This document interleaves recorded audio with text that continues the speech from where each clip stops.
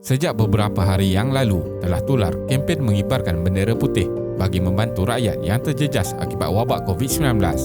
Ini berikutan situasi rakyat yang semakin tertekan dari sudut ekonomi bagi menampung kehidupan harian. Ramai pekerja, terutamanya pemilik perniagaan sederhana dan kecil yang sudah tidak dapat menampung kos operasi akibat Perintah Kawalan Pergerakan PKP yang berterusan sejak berbulan lamanya. Ini mengakibatkan ramai pekerja terjejas dan hilang terus sumber pendapatan walaupun mereka cuba mencari mata pencarian yang lain, tetapi ianya amat sukar di waktu ini. Bantuan yang disalurkan oleh kerajaan juga mungkin terhad jumlahnya dan tidak mencukupi bagi keluarga yang mempunyai tanggungan ramai. Lebih menyedihkan apabila terdapat mereka yang sudah tidak dapat bertahan dari segi mental, seterusnya mengambil jalan terakhir dengan mengakhiri hayat sendiri. Kempen bendera putih ini seharusnya dianggap sebagai peluang bagi masyarakat untuk saling tolong-menolong dan tidak dikaitkan dengan agenda politik. Jadi, dalam video kali ini, kita akan melihat mengenai situasi di sebalik kempen kibar bendera putih yang sedang berlaku di negara Malaysia. Teruskan menonton.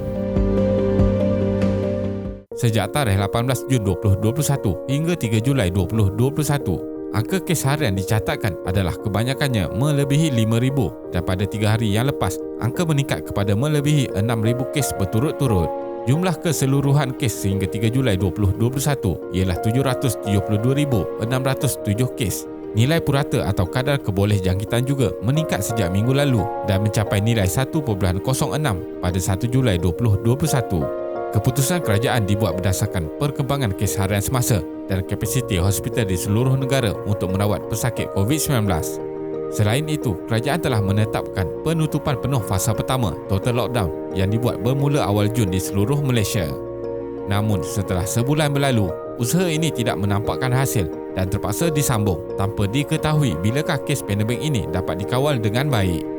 Sebilangan rakyat secara jelas terjejas teruk sejak sekian lama tanpa mempunyai punca kewangan untuk kelangsungan hidup. Bagi pekerja bergaji harian, kempen duduk di rumah atau stay at home ini bermaksud tiada wang diperolehi untuk menanggung keperluan harian. Bermulanya kempen kibar bendera putih. Kempen kibar bendera putih dipercayai bermula sejak Isnin minggu ini dan disambut baik oleh kebanyakan rakyat Malaysia yang ingin menyumbang dalam meringankan beban. Hashtag bendera putih memenuhi ruang Twitter dan menjadi trend. Ianya bertujuan memudahkan rakyat yang terjejas dan terputus bekalan keperluan seperti makanan, susu bayi dan lampin bayi untuk mendapatkan bantuan secepat mungkin. Maklum malas kempen ini sangat memberangsangkan apabila ramai pihak yang segera menolong penduduk di kawasan terdekat masing-masing dan memberi bantuan dalam pelbagai bentuk. Semua platform media sosial mula bersolidariti membantu golongan memerlukan yang mengibarkan bendera putih di halaman rumah. Ramai rakyat yang menghadapi masalah ekonomi serta tekanan mental dan amat menyedihkan apabila kes bunuh diri semakin meningkat semasa Perintah Kawalan Pergerakan PKP. Ramai yang bimbang akan situasi ini dan individu yang berada dalam kesulitan tidak perlu mengambil tindakan membahayakan diri tetapi cuma perlu mengibarkan kain putih supaya dapat dibantu secepat mungkin. Namun, kempen ini turut mengundang kontroversi apabila mendapat tentangan hebat daripada beberapa pihak yang tidak bersetuju dengan pelaksanaan solidariti terbabit. Menurut laporan berita, Menteri Besar Negeri Kedah menyatakan tidak akan membuat penyaluran bantuan kepada mereka yang menaikkan bendera putih kerana ianya dianggap satu propaganda menentang kerajaan. Sebaliknya, bantuan hanya dibuat jika rakyat membuat permohonan melalui saluran rasmi yang ditetapkan.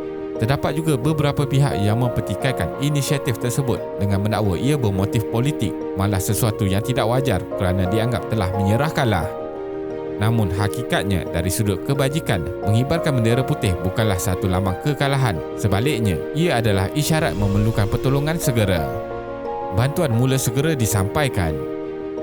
Di Melaka, seorang pemandu lori bergaji hari yang terjejas pendapatan sejak PKP 3.0 mengambil keputusan mengenepikan perasaan malu dengan menggantung baju sekolah berwarna putih anaknya kerana buntu untuk mendapatkan bekalan makanan mendapat perhatian pihak yang prihatin.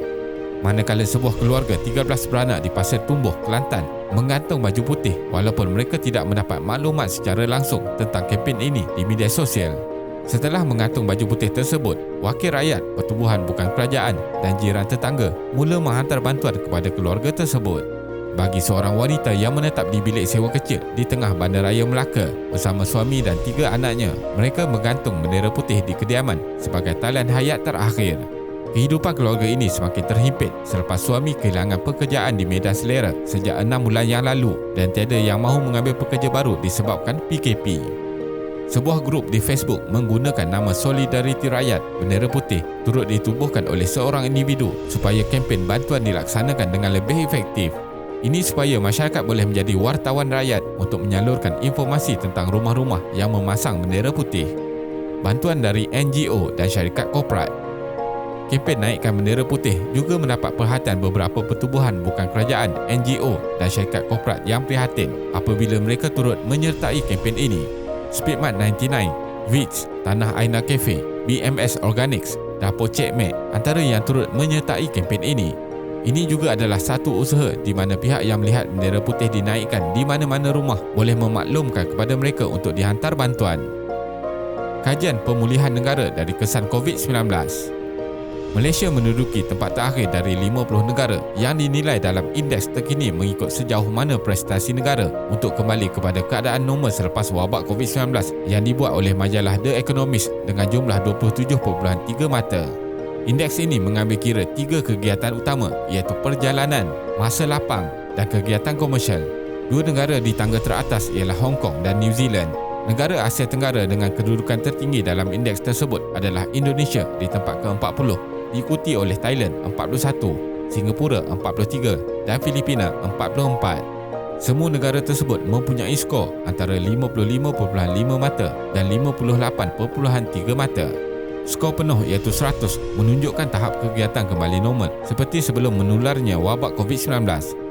Selain itu, Bank Dunia baru-baru ini telah menurunkan unjuran pertumbuhan bagi KDNK Malaysia buat kali kedua kepada 4.5% bagi 2021 daripada 6.0% pada Mac dan 6.7% pada 2020 selepas mengambil kira peningkatan jangkitan kes COVID-19 serta program pemberian vaksin yang lebih perlahan daripada dijangkakan.